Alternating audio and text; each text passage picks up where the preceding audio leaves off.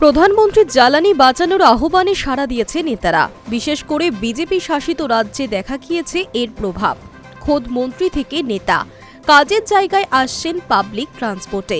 এই তালিকায় রয়েছে প্রধানমন্ত্রীর কনভয়ও, যেখানে জ্বালানির খরচ বাঁচাতে কমানো হয়েছে গাড়ির সংখ্যা। দেশের এই পরিস্থিতিতে ভাইরাল হয়েছে প্রধানমন্ত্রীর ছবি দেওয়া একটি পোস্ট, যা নিয়ে এবার মুখ খুলল সরকার। কি দেখানো হয়েছে সেই ভাইরাল পোস্টে? সোশ্যাল মিডিয়ায় ভাইরাল হওয়া এই পোস্টে দেখানো হয়েছে আগামী দিনগুলিতে কিছু রাজ্যে রবিবার পেট্রোল পাম্পগুলি বন্ধ থাকবে।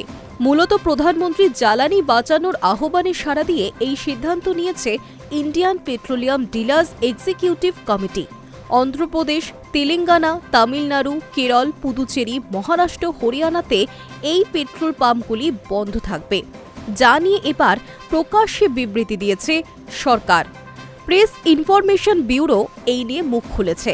ইতিমধ্যেই প্রধানমন্ত্রীর ছবি দেওয়া এই পোস্ট যাচাই করেছে প্রেস ইনফরমেশন ব্যুরো, যেখানে বলা হয়েছে এই পোস্টের কোনো ভিত্তি নেই।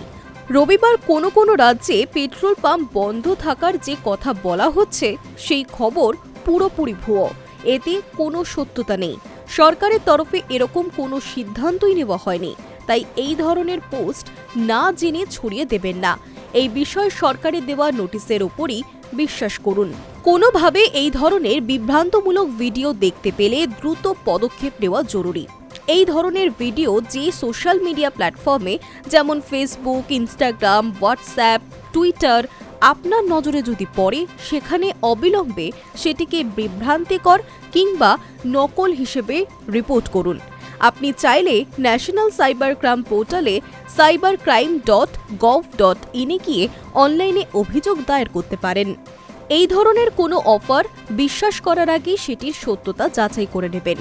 সরকারি প্রকল্প সংক্রান্ত তথ্য সর্বদা সরকারি ওয়েবসাইট কিংবা নির্ভরযোগ্য উৎস থেকে সংগ্রহ করুন। কোনো অজানা লিঙ্কে নিজের ব্যক্তিগত তথ্য, ব্যাংকের বিবরণ কিংবা ওটিপি কখনোই শেয়ার করবেন না। আপনি যদি এই ধরনের কোনো বার্তা পান, তবে অবিলম্বে সেটি মুছে ফেলুন। অন্যদের এই ফাঁদে পড়া থেকে বাঁচাতে পিআইবি ফ্যাক্ট চেকের কাছে বিষয়টি রিপোর্ট করুন।